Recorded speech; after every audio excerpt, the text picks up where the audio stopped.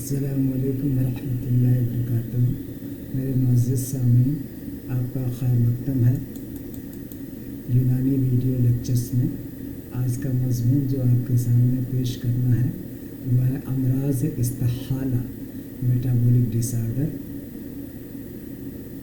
ये क्या है, इसकी मज़ीद गुफ्तगू हम आगे के स्लाइडों में करेंगे, लेकिन यहाँ इतना समझना ज़रूरी है कि इस्तिहाला या मेटाबॉलिज़्म क्या होता है। हम ग़ज़ा को ग़ज़ाई नाली के ज़रिए जिस्म के अंदर दाखिल करते हैं। इस ग़ज़ा में carbohydrate, protein, fats, vitamins and minerals शामिल होते हैं। ये जिस शक्ल में ग़ज़ा में पाए जाते हैं उस शक्ल में खलियात इनका इस्तेमाल नहीं कर पाते हैं, इनको तोड़ा जाता है। यह अमल सलाइवा से ही शुरू हो जाता है, फिर मैदा में होता है, फिर अमा में होता है।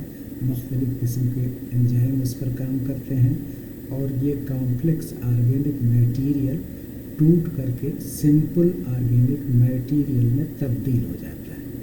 पेचीदा ऑर्गेनिक मटेरियल को पेचीदा नामियाती मादा और सिंपल ऑर्गेनिक मटेरियल्स को सादा नामियाती मादा के नाम से हम जानते हैं। यहाँ पर डाउनवर्ड्स भी एरो दिखाया गया है और अपवर्ड्स भी एरो दिखाया गया है, यानी इस्तिहाला के अमल में दो मराहिल शामिल होते हैं।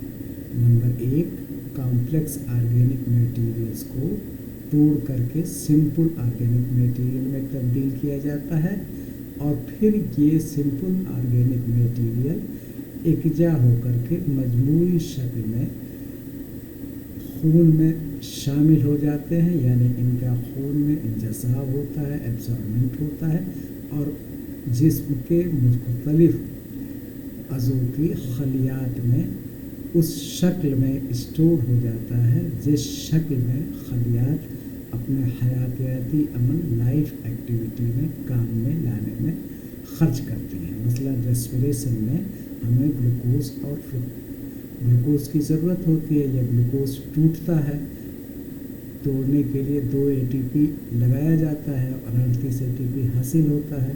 नेट 36 ATP का फ़ायदा होता है। तो ये सारे अमल इस मेटाबॉलिज़्म में शामिल है।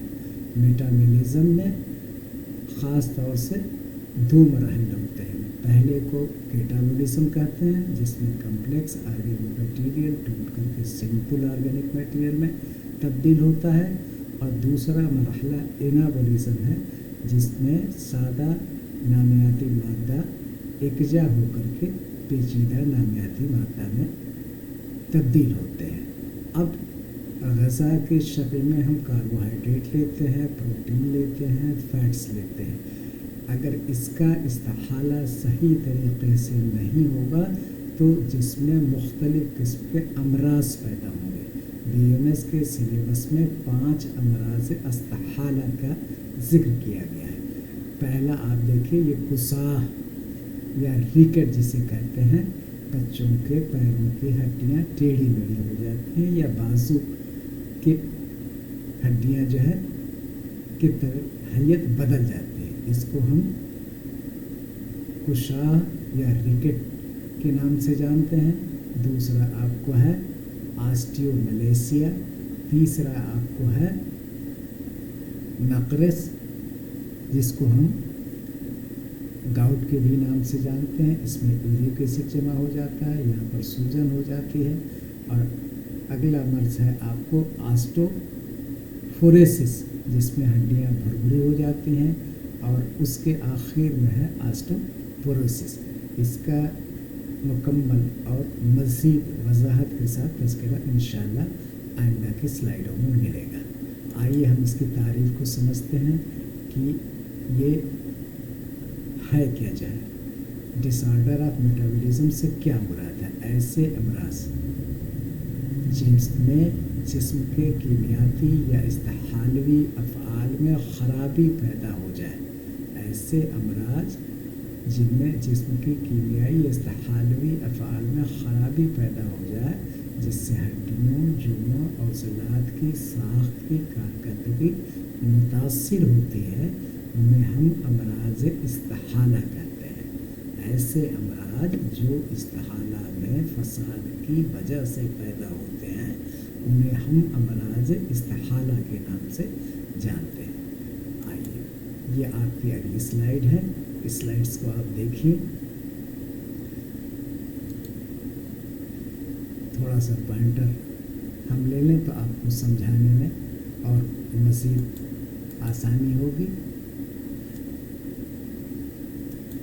चंद मिनट का सुकून आपको सब पॉइंटर एंड पेन। ये देखिए, ऑस्टियोमलेशिया, ये आपका नंबर 1 है। ये दूसरा है, इसमें भी देखिए ये विटामिन डी की कमी से होता है और इसमें हड्डियां नरम होती हैं, ये एडल्ट में होता है। और दूसरा ऑस्टियोपोरोसिस, इसमें हड्डियां भंगुर हो जाती हैं, ब्रिटिल हो जाती हैं, टूटती हैं, हल्की सी चोट पर भी टूटती हैं। यहाँ पर देखिए सुराख हो गया, यहाँ का कैल्शियम डिपॉजिटेड मटेरियल बाहर आ गया।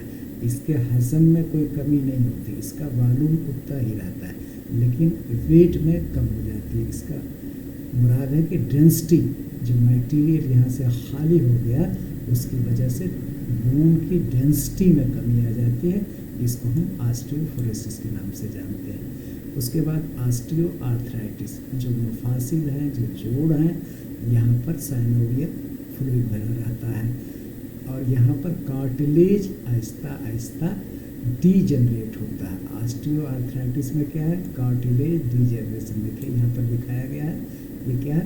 Cartilage degeneration. यहाँ पर कार्टिलेज बनेगा और उसको मज़ीद एडल्ट्रेट होने के बजाय वो टूटने लगता है, इसलिए। और कार्टिलेज ही हड्डियों को सख्ती जो है देती है, तो हड्डियाँ सख्त न होकर के नरम हो जाती हैं और जोड़ों पर दर्द होता है। इसको हम ऑस्टियोआर्थराइटिस के नाम से जानते हैं। ये वही सूखा रोग है जो विटामिन डी की कमी से, जहाँ बच्चे की पैर की हड्डियाँ टेढ़ी हो गई हैं, तीर की तरह से, कमान की तरह से जो है लचक गई हैं, ये रिकेट है। और ये गाउट या नकरल, जिसको हमने कहा था कि यहाँ जोड़ों पर जो है यूरिक एसिड जमा हो जाएगा। देखिए ये क्या लिखा हुआ है? यूरिएट क्रिस्टल, यूरिक एसिड जमा हो जाता है। तो ये 5 जहन में तस्वीर खाक अपने दिमाग में रखिए। ऑस्टियोमलेशिया ये विटामिन डी की कमी से होता है, ये एडल्ट में होता है, हड्डियाँ नरम हो जाती हैं।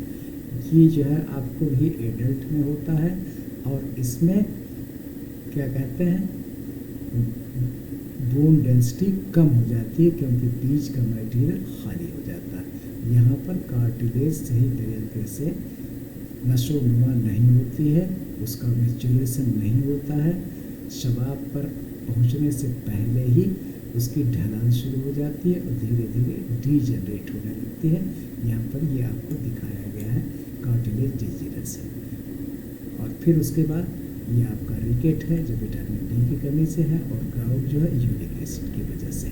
आइए मज़ीद हम अगली स्लाइड के फिर चलते हैं। मेटाबॉलिक डिसऑर्डर है क्या, इसको आप देखिए। Metabolic disorder is a disorder that negatively alters the body processing and distribution of macronutrients.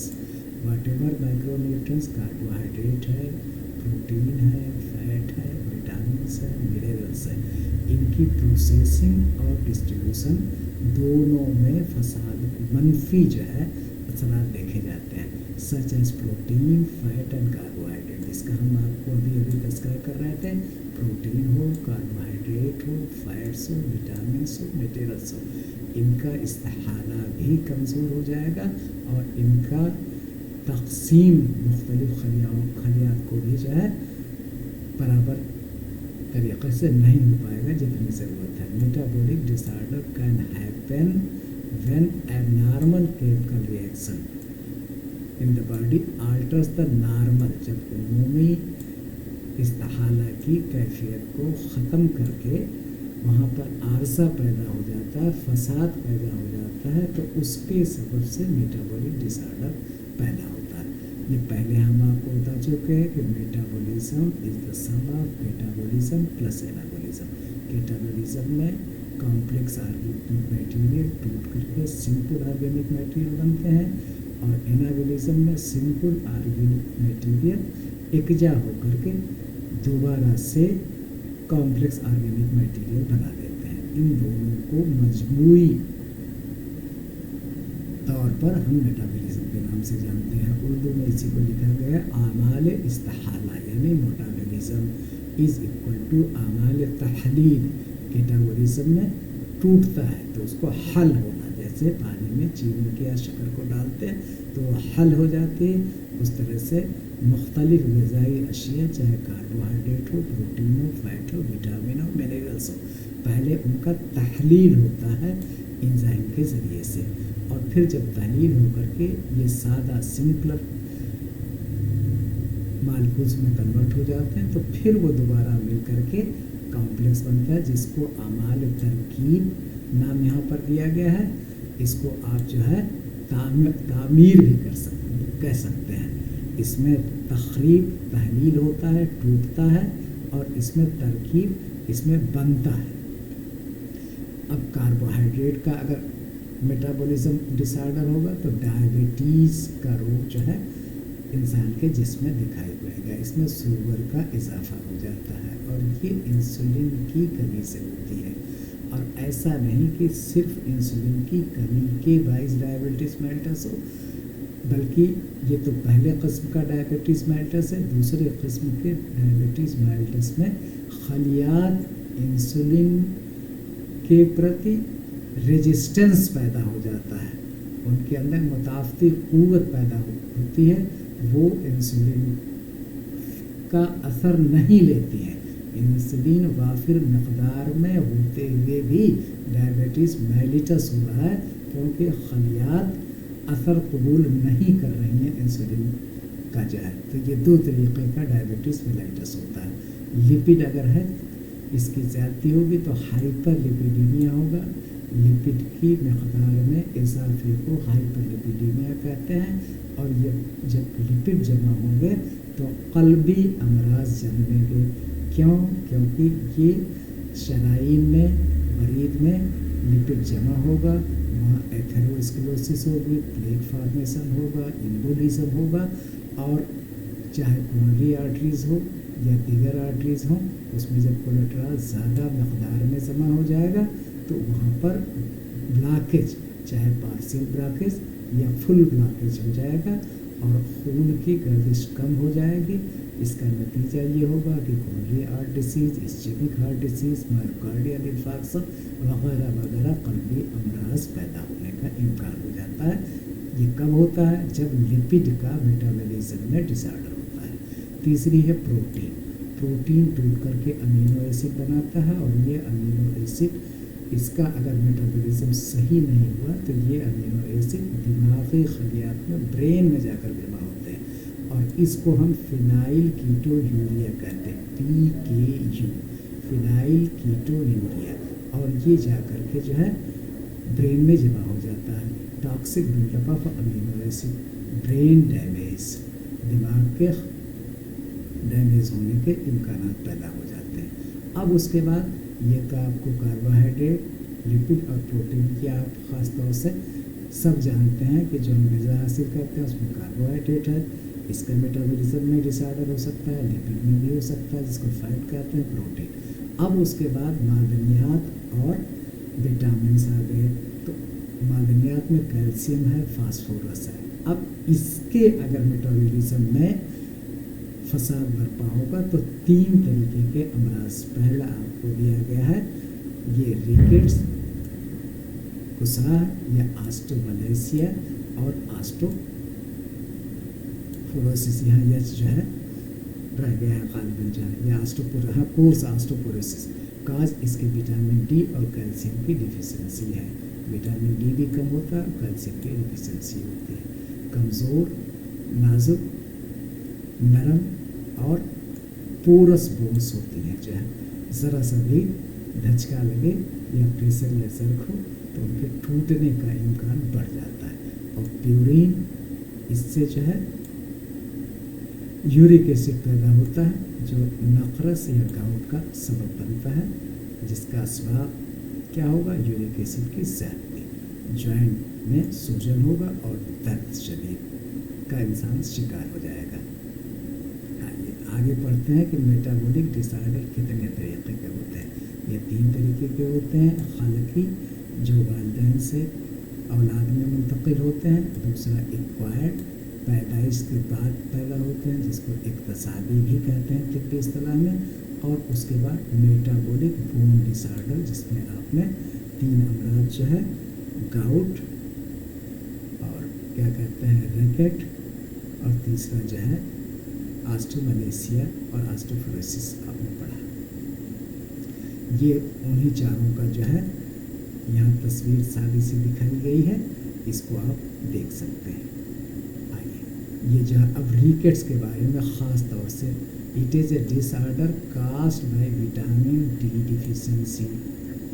ये अज़ीज़ तलबा सामीन, ये हमेशा याद रखें, कुशह या रिकेट का मर्ज़ विटामिन डी की कमी से वजूद में आता है, leading to weak and soft bones, कमज़ोर और नरम हड्डियाँ बनती हैं बच्चों में ख़ास तौर से, और स्केलेटल डिफॉर्मिटी, जिस हैयत कद कामत के साथ इंसान को खड़ा होना चाहिए, बच्चे को खड़ा होना चाहिए, उस हैयत के साथ वो खड़ा नहीं होता और उसकी नशोनुमा, परवरिश और ग्रोथ भी कमज़ोर पड़ जाती है। यह मर्ज़ बच्चों में विटामिन डी या कैल्शियम या फास्फोरस की कमी से होता है। हड्डियों का नरम हो जाना, टांगों का मुड़ जाना, दांतों की नशोनुमा में ताख़ीर होना, विटामिन डी और कैल्शियम सप्लीमेंट इसकी अदवियात में शामिल है।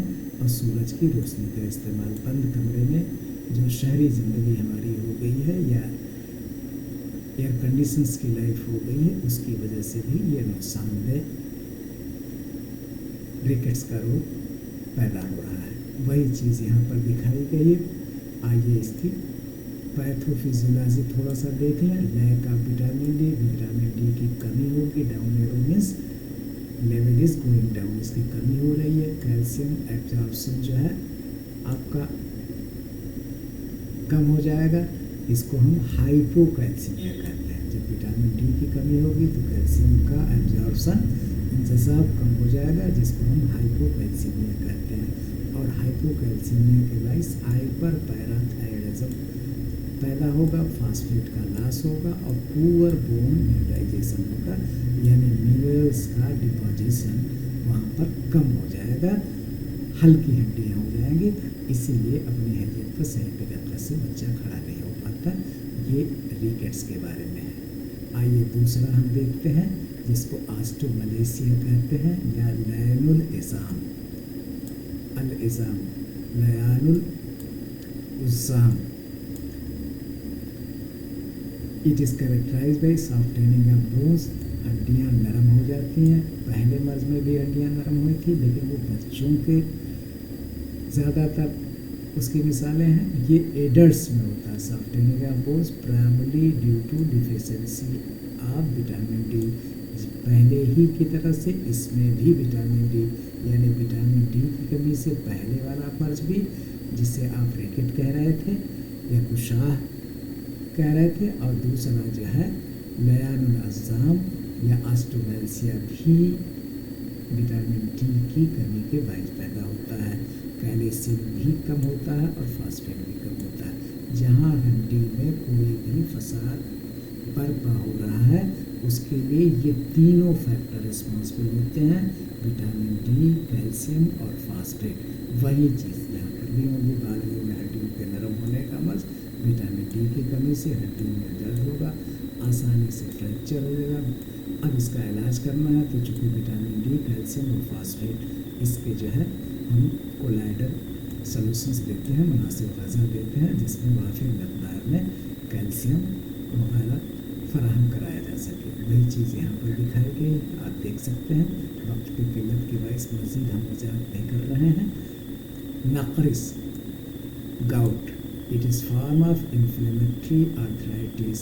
اس میں سوجن ہوتی ہے، انفلیمیشن ہوتا ہے. That leads to the uric acid. جیسا کہ ہم نے آپ کو فگر میں دکھایا تھا، یہ جو ہے یہ آپ کو جو ہے اس تصویر کو ہمیشہ یاد رکھیے. یہاں سوجن بھی ہے، یہ یورک ایسڈ ہے، اور جب ایک بار ہو جاتا ہے تو لمبے عرصے تک یہ قائم رہتا ہے، مزمن کیفیت اختیار کر لیتا ہے.